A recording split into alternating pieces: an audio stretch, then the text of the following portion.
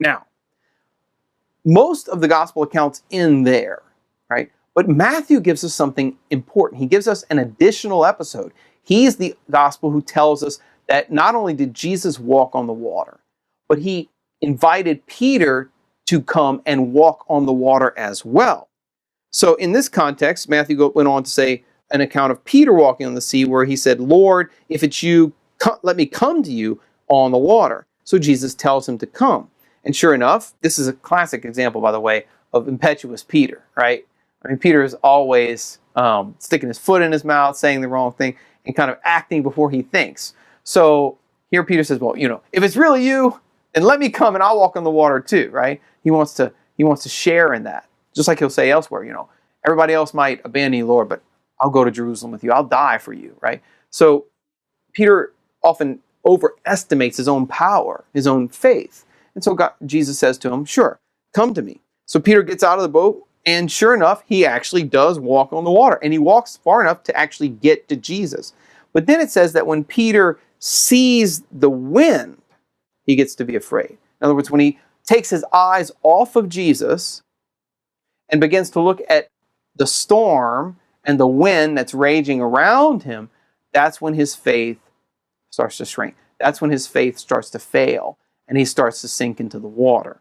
And so he cries out, "Lord, save me." And Jesus reaches out his hand, catches him, and says these powerful words. He says, "O you of little faith, why did you doubt?" Really powerful words from Jesus there. I don't know about you, but I would think that Peter's faith was pretty great when you think about the fact that he made it from the boat all the way to Jesus before he started to sink. Right? So he did believe, but even though he was able to believe enough to walk on water, his faith was still small. It was too small for him to remain there in the face of the storm raging about him, right? In the face of the wind blowing all about him. So what was Peter's problem? He began to doubt. And when he began to doubt, he began to sink. And Jesus had to save him from that and take him into the boat. And when he took him into the boat, notice what happens. The wind stopped. The storm ceased. Right? The sea became calm. And once the apostles see that, notice their response. This is very important. Those in the boat worshipped him, saying, "You are the Son of God." Two elements there are important to highlight. First, notice their response. When they see Jesus not just walk on water but calm the storm, they fall on their knees. The Greek word here is proskuneo. It literally means to get down prostrate, right? Like they prostrated themselves before him.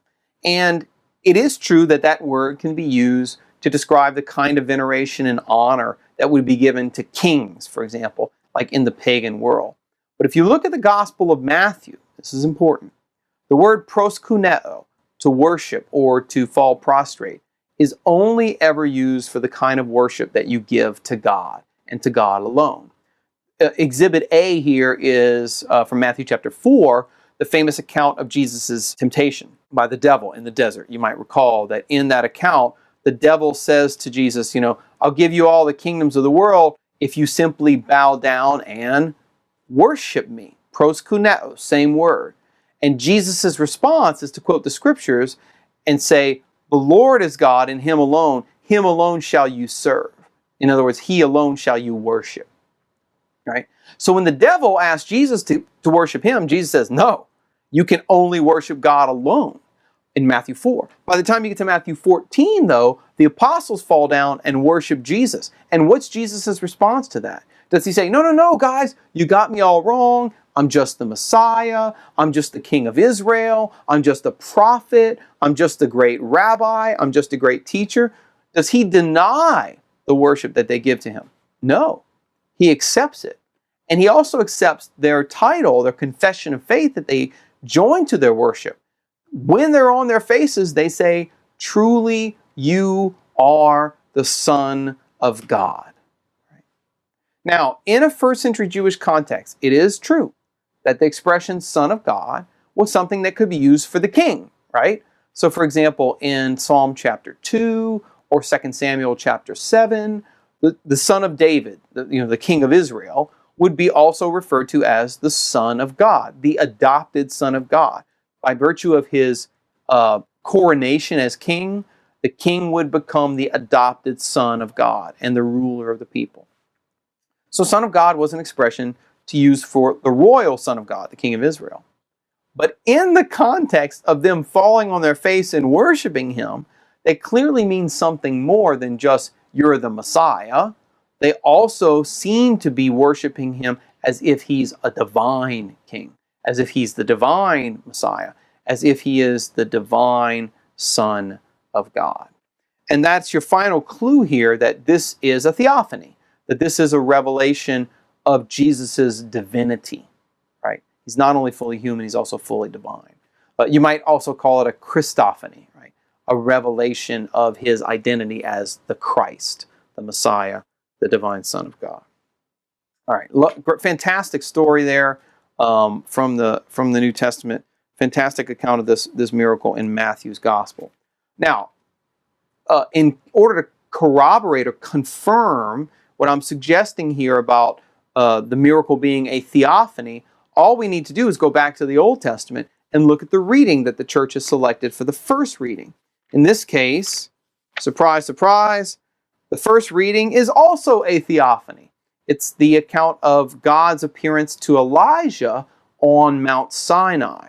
This is in 1 Kings chapter 19, verses 9 and 11 through 13. And this is a pretty famous story too. The lectionary gives us this story on more than one occasion. But here it's coupling it with the account of Jesus walking on the water. So let's highlight some elements that are important for that. In 1 Kings 19, verse 9, it says, quote, Elijah came to a cave, and he lodged there. And behold, the word of the Lord came to him, and said to him, What are you doing here, Elijah? Go forth and stand upon the mountain before the Lord. And behold, the Lord passed by, and a great and strong wind rent the mountains, and broke in pieces the rocks before the Lord. The Lord was not in the wind. And after the wind, an earthquake. But the Lord was not in the earthquake. And after the earthquake, a fire. But the Lord was not in the fire. And after the fire, a still small voice. When Elijah heard it, he wrapped his face in his mantle and went out and stood at the entrance of the cave. Okay, so what is going on in this first reading? Well, a couple of quick points about context. First and foremost, the broader context of this story is Elijah's flight from the wicked queen Jezebel. So Jezebel was an ancient queen of Israel, and she was a wicked queen. She was completely opposed, especially to Elijah and to the prophets of God. She had many of them slaughtered. And so Elijah flees from the land of Israel, and he goes down to Sinai. He goes down to Mount Sinai, the very mountain where God had appeared to Moses in the deserts of Sinai.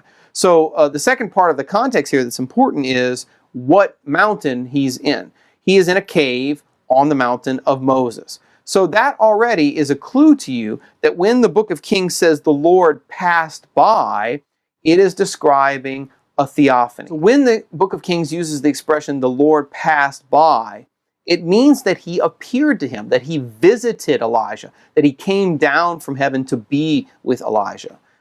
There's occasion expression, occasion people will say, I'll make a pass by your house. What does that mean? It means I want to come and visit you, right? It actually has the same kind of connotation in Hebrew. When the Lord passed by, he visits Elijah. He appears to him in a theophany.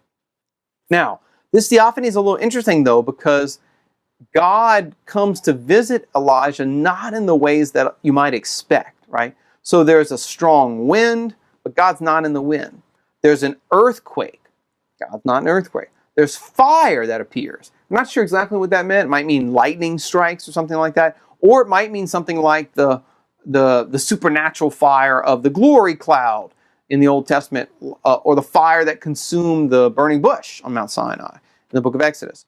All these, you have all these like visible manifestations, but interestingly, the book of Kings says that God wasn't in any of those visible manifestations. Rather, he appeared to Elijah in a still small voice. The New American Bible has here a tiny whispering sound.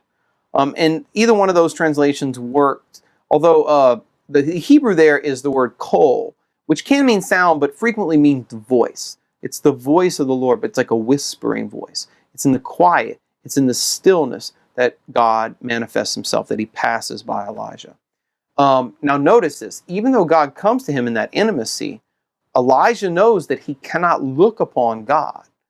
Right? He can't see the face of God and live. That's a basic Old Testament teaching. So when he comes out of the cave to encounter God, he wraps his cloak, he wraps his mantle around his face, and he goes out to meet the Lord. All right. So what's going on here? Why is this passage chosen as the Old Testament reading? Well, because it's like an anticipation of what's going to happen in the New Testament. Just as God appears on occasion to his prophets and his people, his chosen people, in the Old Testament in the form of theophanies, so too Christ is now going to reveal God to his people, to the apostles, in the Christophanies in the New Testament.